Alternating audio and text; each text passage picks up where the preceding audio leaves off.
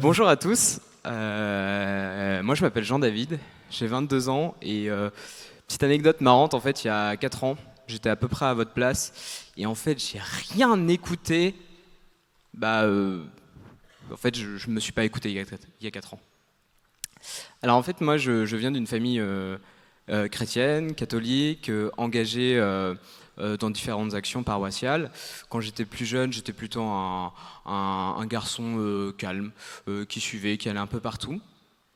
Et puis est arrivé l'âge de l'entrée au collège. Alors j'ai jamais été très scolaire et ça a été un peu compliqué, même beaucoup compliqué, et j'ai redoublé. Et alors là, mes parents, ils ont un peu pris peur et puis ils m'ont envoyé dans une école un peu plus exigeante.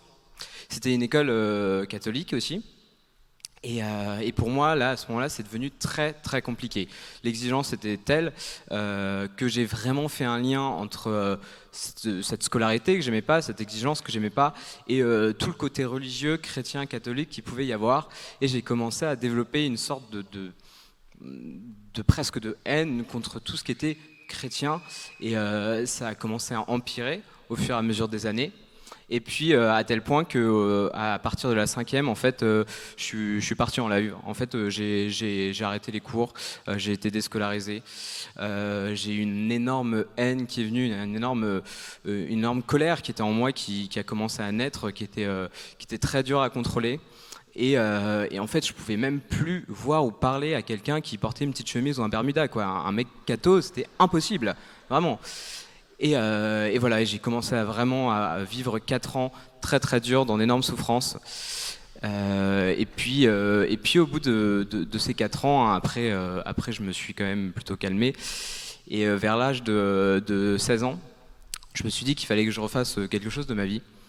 Du coup, j'ai cherché, et grâce à mes parents, avec qui j'avais quand même des relations un peu plus difficiles, j'ai trouvé une formation, une école qui proposait l'équivalence d'une sorte de CAP. Et je suis arrivé dans cette école où il y avait pas mal de jeunes qui étaient plus jeunes que moi et qui étaient pas mal perdus aussi, comme moi. À 15, 14 ans, ça dealait déjà de la drogue, enfin plein de choses. Et là, maintenant je peux vraiment voir que j'ai vraiment eu une grâce avant même de connaître le Seigneur, parce qu'à l'époque je le rejetais entièrement, hein. J'ai vraiment eu cette grâce d'être protégé, de ne pas tomber plus bas, notamment grâce à la prière de mes parents, de leur famille, enfin de ma famille, et de leur entourage. Alors c'est vrai que, en fait, moi à ce moment-là, j'avais vraiment deux possibilités. En fait, je me disais soit le Seigneur, en fait, il existe. Et alors, par contre, c'est un mec nul, c'est un enfoiré, parce que vu la vie que j'avais vécue, franchement, il s'en fout de moi. Soit la plus probable, en fait, c'est qu'il n'existe pas, hein, parce que pourquoi il permettrait tout ça? Et puis arrive l'été, où alors j'ai plus d'amis, j'ai plus d'amitié stable, etc. Arrive le mois d'août, et j'ai rien à faire. Et là, il y a ma sœur avec qui on s'entendait pas non plus trop bien à l'époque, qui me dit mais tu te souviens de Paralmonial, en fait il y a un truc que tu peux aller bosser pour les sessions de paré. Alors moi première fois que j'entends ça, je lui dis ok, t'as craqué, bosser pour des cathos, non mais c'est bon, hein. Puis je sais pas pourquoi, une semaine plus tard, j'ai dit oui. Et alors vous imaginez pas mes parents à quel point ils étaient contents, hein. Ils ont fait le petit CV, la lettre de motivation sur les oignons, enfin j'ai rien eu à faire, quoi. Du coup j'ai été pris. Et je me souviens d'ailleurs de mon premier jour où ma lettre de motivation et mon CV étaient tellement bien que la responsable me dit avec un grand sourire: non mais tu sais, tu vas voir, c'est trop bien ici, t'as une demi-heure d'adoration, une demi-heure de louange, d'enseignement, etc. Alors moi, grand sourire, je dis oui, oui, mais en fait dans ma tête je disais non, non, non. Et puis voilà, donc le temps passe, et en fait le premier soir, je vais rencontrer des chrétiens qui avaient leurs difficultés, qui avaient leurs problèmes comme moi, mais qui vont vraiment me démolir l'image du catholique que j'avais, du chrétien que j'avais de base, parce que je vais comprendre que je peux vraiment m'entendre avec eux, qu'ils sont bons délire, autour d'une bonne bière ça passe très bien en plus. Du coup, vraiment, je commence vraiment à nouer de belles amitiés. Mais alors le côté spi n'est pas là du tout, hein. J'essayais de me barrer dès que je pouvais. Et puis arrive ce fameux soir de la Vieille Miséricorde. Et là, en fait, je me souviens très bien, j'étais dans ce coin-là, j'étais à peu près au milieu, et dans ma tête, je me suis dit merde, en fait, je peux pas trop me barrer là, sinon tout le monde va le voir.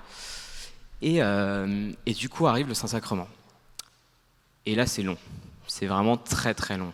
Alors au départ, c'est amusant, hein, je me suis amusé à refaire toute la vie des gens de la grande tente, mais au bout de 20 minutes, ça allait plus. Et je regarde les gens autour de moi qui ont l'air de prier, qui ont l'air de vivre un truc un peu fort. Et du coup, je regarde le Saint-Sacrement et je me dis, ok, Seigneur, ok, si t'es là, viens si t'es un homme. Enfin, je me le dis dans ma tête. Hein. Et puis, ben, il s'est rien passé.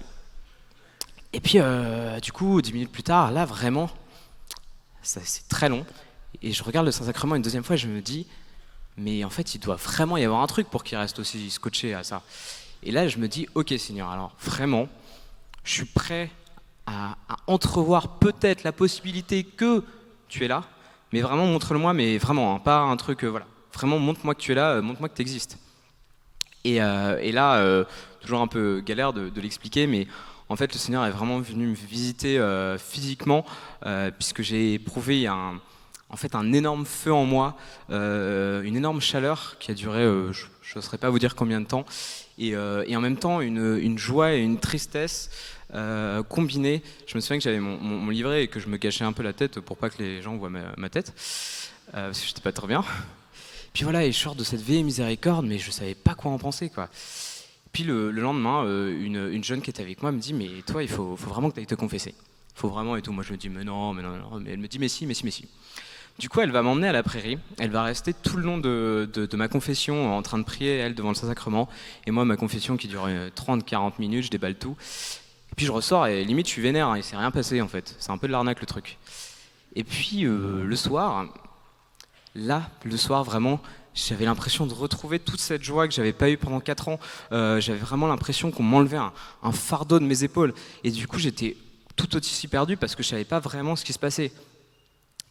Et puis, voilà, la semaine continue à passer. Et moi, les temps spi, c'est pas mon truc non plus, toujours pas.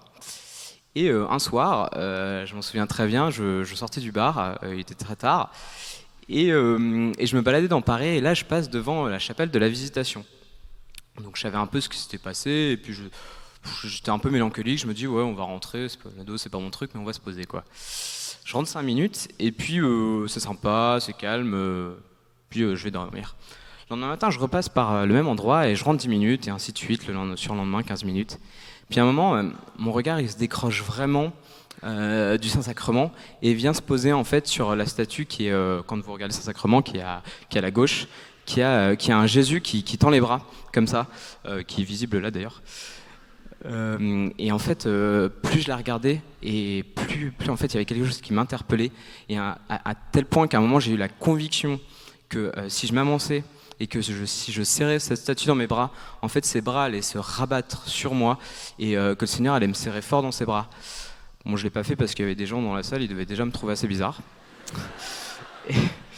Et en fait, c'est vraiment à ce moment-là que j'ai compris et que j'ai fait la découverte aussi vraiment de l'amour que le Seigneur pouvait avoir pour moi, mais aussi de mon désir en fait de l'aimer, de mon désir de venir vers lui aussi. Et c'est vraiment là que j'ai découvert en fait que le Seigneur il m'aimait, mais quoi que je fasse, quoi que j'ai fait. Quels que soient mes problèmes, etc. En fait, le Seigneur, il m'aimait, et ça, bah, c'était dingue, en fait. Voilà.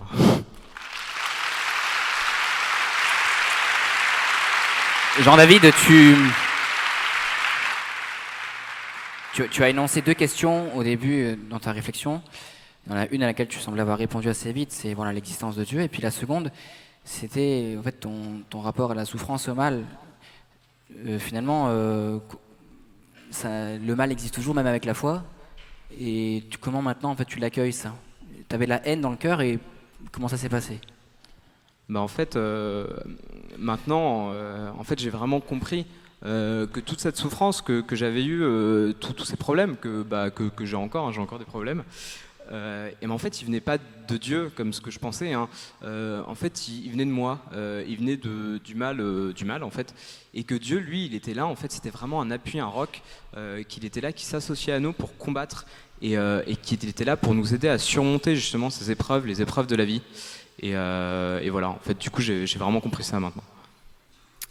Et puis deuxième question. Bon, tu as parlé comme plusieurs jusqu'à présent du fait que tu avais ressenti la présence de Dieu sous une grande chaleur. Mais ici, la plupart d'entre nous, enfin moi le premier, j'ai jamais vécu ça.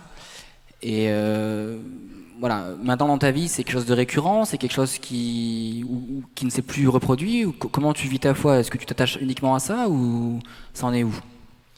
Oui, déjà, non, ça s'est jamais reproduit et je suis pas à la recherche de ça. En fait, enfin, pour moi, c'est vraiment pas le plus important. En fait, ce moment, un peu cette flamme, en fait, c'était vraiment le Seigneur. Moi, j'ai légèrement tendu la main et en fait, le Seigneur, il a vu que je tendais sa main et il m'a agrippé comme jamais, quoi. Mais maintenant, en fait, ce que je veux vraiment dans ma vie, c'est que ce soit moi qui tende cette main au Seigneur et que ce soit moi qui l'agrippe comme jamais. Et voilà, et ça passe par une vie prière, par une cohérence de vie chrétienne, et voilà, par le service et tout ça. Merci beaucoup. Merci.